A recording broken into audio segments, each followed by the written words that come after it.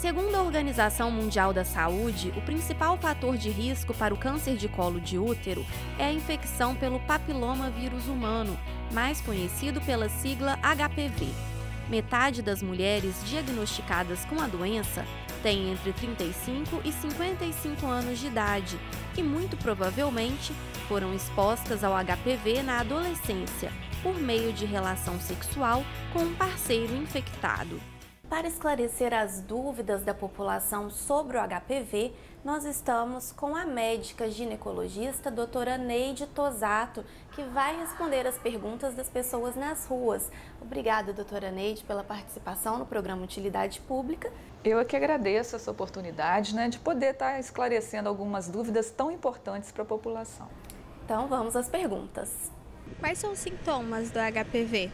Então, Larissa, respondendo a sua pergunta, os sintomas do HPV dependem do tipo e do local da lesão. Existem lesões que a gente chama de condiloma acuminado, que antigamente se chamava de crista de galo, que são verrugas genitais, que podem estar em regiões como pênis, vagina, vulva, e essas lesões você vê a olho nu. Só que o HPV também provoca outras lesões, lesões que a gente chama de subclínica.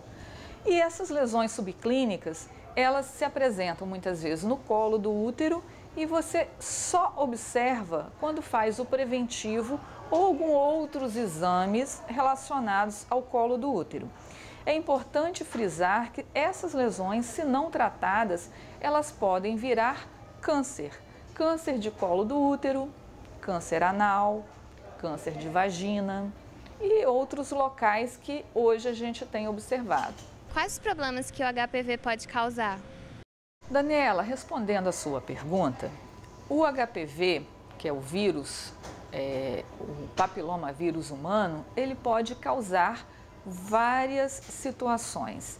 Se ele estiver durante o contágio, durante uma relação sexual, de um HPV de baixo risco, ele pode provocar algumas verrugas genitais.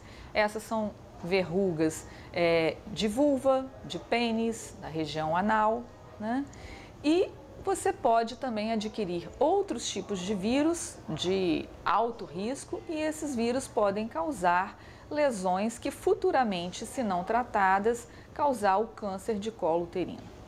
Não só na região genital, a gente sabe que o HPV pode provocar outras lesões na cavidade oral, na orofaringe, algumas lesões também de região anal, retal, câncer retal, E a gente tem também lesões de pele causadas por alguns tipos cutâneos de HPV. A idade da mulher influencia na eficácia da vacina? Pois bem, Jane, sua pergunta é muito importante, porque as vacinas foram testadas inicialmente em jovens, adultos jovens e adolescentes. Nessa época, considera-se que você tem o máximo de resposta vacinal. Então, hoje, a gente procura vacinar as meninas entre 9 e 13 anos, porque é quando seus anticorpos podem responder melhor à vacina e também antes do contato sexual. Isso não quer dizer que a vacina não seja eficaz também para mulheres de maior idade. Hoje a gente tem dois tipos de vacina. Já pode ser usado a partir de 9 anos. Então, uma mulher adulta pode e deve fazer também a vacina, só que a gente não tem na rede pública ainda. E nós temos a vacina quadrivalente, que na bula ela propõe que se faça em pacientes até 45 anos de idade. Então, já foram testados, até 45 anos de idade, ela tem uma eficácia ainda positiva. Lembrando que, sempre que possível, fazer na adolescente ou na adulta jovem, onde a resposta é melhor.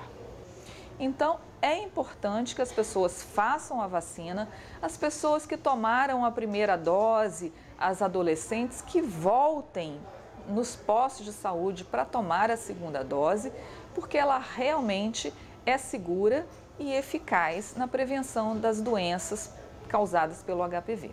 Doutora, eu quero saber se o vírus HPV causa algum tipo de problema no homem. Sim, Igor. O HPV pode causar lesões no pênis e lesões no ânus de alguns homens e até na garganta, como foi o caso daquele ator de Hollywood.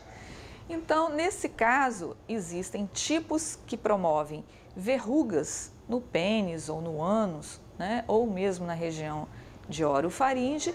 Existe também o câncer de pênis e o câncer de ânus, que não só, né, pode provocar câncer no homem, né, em algumas situações ele pode causar também o câncer anal em mulheres. Eu gostaria de saber se o HPV causa câncer.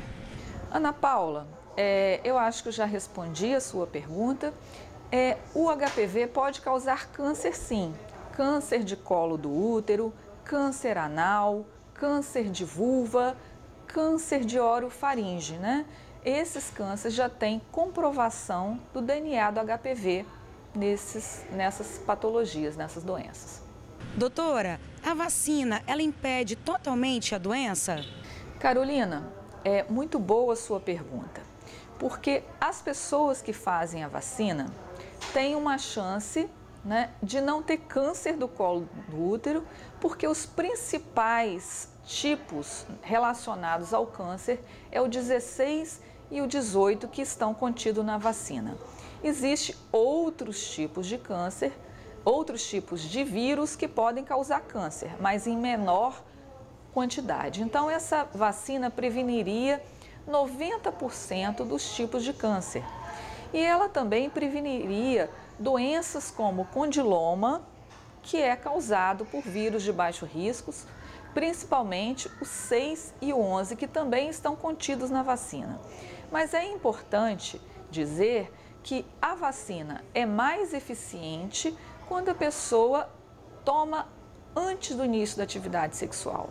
Muitas vezes a pessoa já tem a doença e toma a vacina.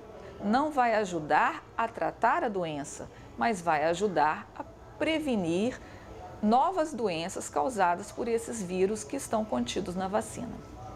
Doutora, eu gostaria de saber qual o tipo de exame que é feito após descobrir o HPV, né, a doença, e de quanto tempo é feito o exame para prevenção, para não voltar? Érica, toda mulher, durante o período, né, da menarquia, que já iniciou a atividade sexual, a partir dos 25 anos de idade, deve fazer o preventivo. Inicialmente, o preventivo deve ser realizado anualmente. Após 2 exames normais negativos, você pode fazer o exame do preventivo do câncer de colo uterino a cada 3 anos. Pessoas que têm alterações no exame preventivo ou devem repetir esse preventivo a cada 6 meses ou fazer um exame mais específico chamado colposcopia. O HPV, ele tem cura. Quando a pessoa adquire um tipo de HPV, existem 3 possibilidades. Uma é desse vírus não fixar naquela pessoa e haver um clareamento até espontâneo desse vírus. Uma outra é a persistência desse vírus. Esse vírus, se não tratado, pode persistir no organismo da pessoa por alguns anos, né? E persistindo, ele pode provocar a doença, que é a terceira via. Então, essa doença pode ser tratada ou não. Mas algumas pessoas, né, com alguns problemas de imunidade, pessoas que têm HIV positivo, pessoas que têm tratamento com corticoide, pode ter essa persistência viral mais prolongada, né? E mais facilmente provocar a doença. Mas a pessoa tratada, ou mesmo pessoas não tratadas podem ficar livre do HPV, dependendo do tipo e dependendo da imunidade dessa pessoa. Doutora, o homem também pode tomar a vacina do HPV? Iago, os homens podem e devem se vacinar contra o HPV. Só assim a gente eliminaria essa cadeia de transmissão e evitaria também muitos casos de condiloma e câncer de pênis e câncer anal no homem. Nós ainda não temos na rede pública vacinas disponíveis para os meninos, para os homens, mas na rede particular podem ser vacinados homens também de todas as idades, né? Para o HPV. Existem algumas cidades que fazem a vacinação pela rede pública. Um exemplo foi do nosso vizinho Campos de Goytacazes, no Rio de Janeiro, que proporcionou a vacina não só das meninas, mas dos meninos também. Uma grande iniciativa daquele prefeito e que deveria ser copiado por outras prefeituras de outras cidades. Doutora, como o HPV é transmitido? Juliana, a principal maneira de transmissão e a mais importante é a via sexual, né? Pessoas que têm sexo vaginal ou mesmo oral, elas podem contrair o vírus HPV.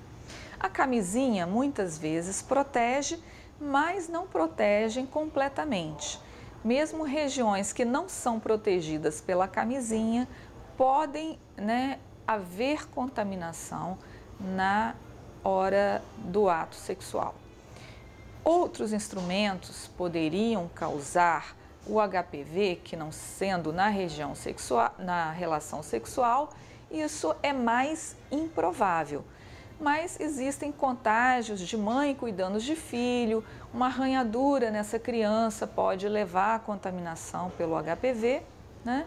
Ou mesmo outros objetos, mas é mais raro, né? O mais comum é na relação sexual. Bom, doutora Neide, as perguntas das pessoas nas ruas acabaram. Muito obrigada, pela colaboração aqui no programa Utilidade Pública. Eu agradeço e estou disponível para novos convites. Muito obrigada. E se você tiver alguma sugestão de tema para o nosso programa, é só enviar para o e-mail tvales.es@gmail.com. Até a próxima!